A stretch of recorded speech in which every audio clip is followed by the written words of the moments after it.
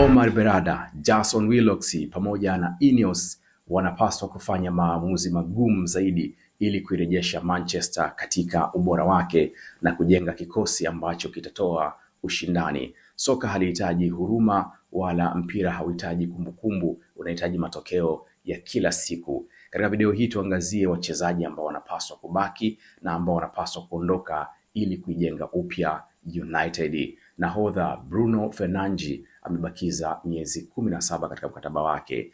Huyu ni mtu muhimu zaidi kwa sasa ndani ya Manchester. Tetesi za kuwa anaweza kuondoka, hili ni jambo ambalo viongozi wanatakiwa kulitumia na kuliangalia kwa makini na kuweza kumbakiza Bruno Fernandes. Hii ndio engine ya timu, hii ndio sauti ya timu, na hapa utaona Manchester hawapaswi kumpoteza kiongozi kabla ya kuwa na mrithi wake, yasije kutokea ya David De Gea. Luke Shaw, huyu ni nyota mwingine wa Manchester, lakini imefika wakati anapaswa kuondoka ndani ya kikosi hichi. Licha ya kuwa na msimu mzuri na kujitahidi kutopata majeruhi msimu huu, amebakiza miezi 18.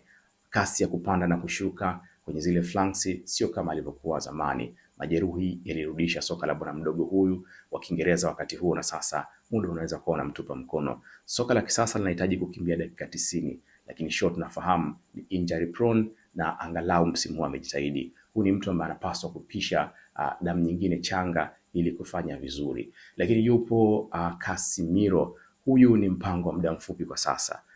Ikifika mwezi wa pili atakuwa na miaka 34.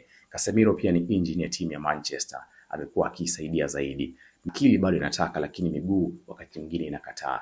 Anatakiwa kubaki kwa muda mfupi ili kuwapa experience vijana, lakini kwa ligi ya England ilivyo, Manchester wanapaswa kuangalia namna ya kutafuta mbadala wa Casemiro. Harry Maguire amebakiza miezi kadhaa kabla ya mkataba wake kuisha. Huyu ni mchezaji muhimu sana kwa sasa, amekuwa kiwango bora tangu alipokuwa chini ya Mourinho, na mechi ya mwisho dhidi ya Man City alifanya vizuri sana. Uzoefu wake huenda ukaisaidia Manchester angalau. Hivyo viongozi wa United wanapaswa angalau kumwongeza Maguire msimu mwingine mmoja ili kuboresha kikosi wakati wanatafuta mbadala wa Harry Maguire. Lakini pia uongozi wa United unapaswa kufanya maamuzi magumu ya kuamua tu.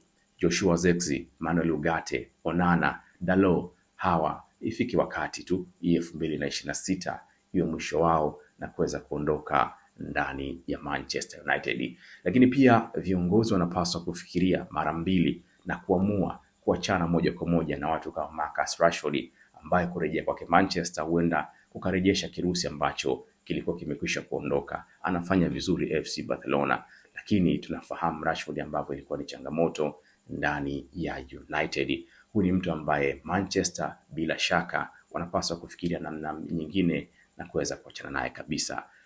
Mwingereza Jadon Maliki Sancho, kipaji ambacho kilipotea, kimeshindwa kuwa na mwendelezo. Huu msimu ukifika mwishoni anakuwa mchezaji wa Manchester, anatakiwa kurejea kwa Manchester. Pia anatakiwa kufikiria namna ya kuachana naye moja kwa moja. Tyler Marashia amerejea, yuko pale klabuni na amekuwa akitumika kwenye mechi za vijana chini ya miaka 20 wakati mwingine. Huyu ni mtu ambaye pia anapaswa kuondoka klabuni ili kupisha wachezaji wengine muhimu. Lakini una wachezaji ambao ni msingi wa kesho wa Manchester.